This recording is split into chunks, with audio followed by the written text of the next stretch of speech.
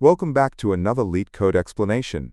Today we are tackling a fun math-based problem. We are going to be solving the problem called GCD of odd and even sums. Before we dive in, as always, if anything doesn't make sense while we go through this, just pause and drop a question in the comments below. I try my best to answer all of them. Okay, let's get into it. Here is the problem page. It looks a bit text-heavy, so let's break down exactly what it's asking us to do, step by step. We are given just one single number to start with, which we'll call n.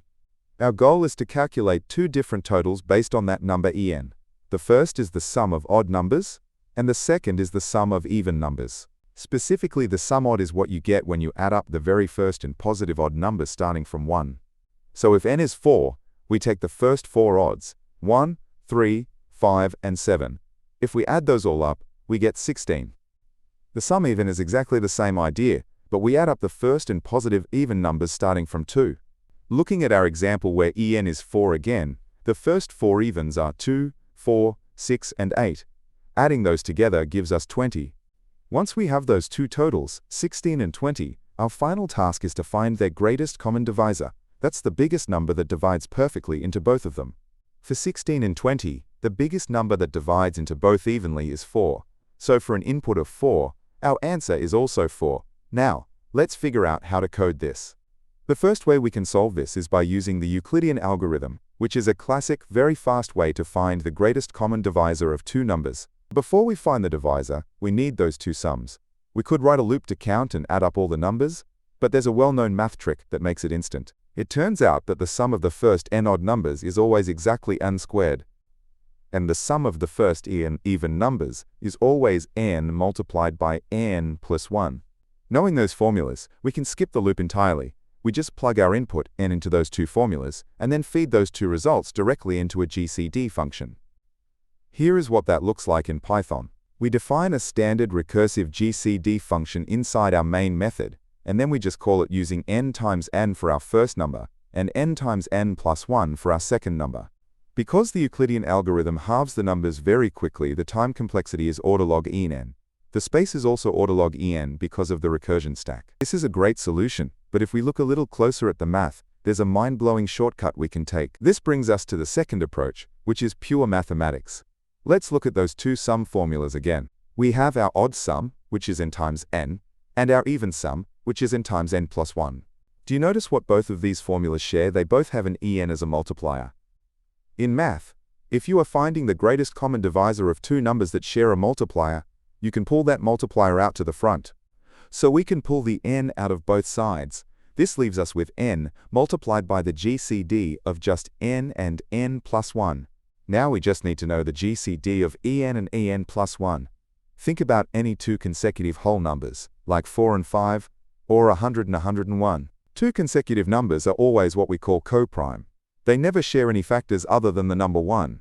So, if the GCD of en and on plus 1 is always just 1, our entire equation simplifies to n times 1, which is just n. That means we don't need any loops, and we don't even need a GCD function. The answer to this problem is literally always just whatever number they give us. We just return n. Because we are just returning the input variable directly, our time complexity is perfectly constant, order 1, and our space complexity is also order 1. It doesn't get faster than that. Let's quickly double-check the edge cases.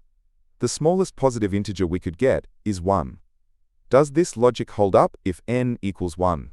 If n is 1, the first odd sum is just 1, and the first even sum is just 2. The greatest common divisor of 1 and 2 is 1.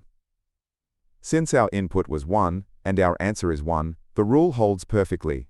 The key takeaways here are that knowing basic summation formulas can save you from writing O of n loops, and that consecutive integers never share a divisor. Always try to write out the math on paper to see if things cancel out before you start coding. For those not using Python, I have the full order 1 solutions for Java, C++, and JavaScript on the next few slides. Here is that super simple mathematical solution written in Java. Next up, here is the exact same logic written for C++. And finally, here is the solution in JavaScript. If you want to grab this code without having to pause and type it all out, you can go to leetcodeunlock.com via the link in the description.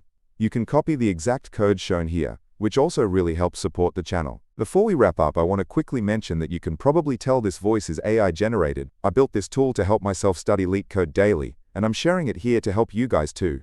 I've also been testing out this faster, punchier slide format, so please let me know down in the comments if you prefer this over the longer paragraphs.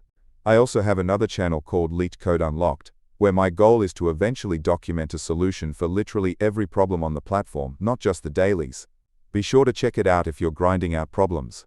If these videos help you save time studying, you can support the channel at buymeaboba.com/LeetCodeDaily. Please make sure to like, subscribe, and turn on notifications so you can knock out your daily streak as soon as it drops. Keep coding, and I'll see you in the next one.